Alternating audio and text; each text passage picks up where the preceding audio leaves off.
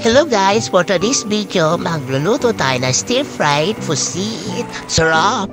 Pusitin ka na rin ginamit natin dito para mabilis natin itong lutuin. Inuna ko na dito ang butter.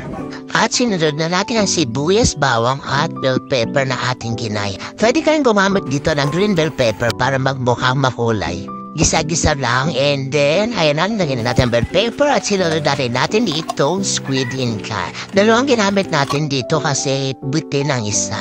So, ayan, takpan at hintayin na lang natin itong kumulo. Naglagay na rin tayo dito ng oyster sauce. Alam nyo guys, ang laking tipid nitong induction cooker na gamit-gamit namin.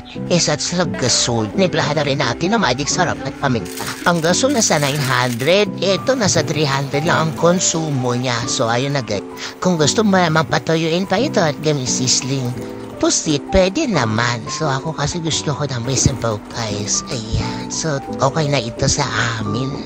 Tara, kain po.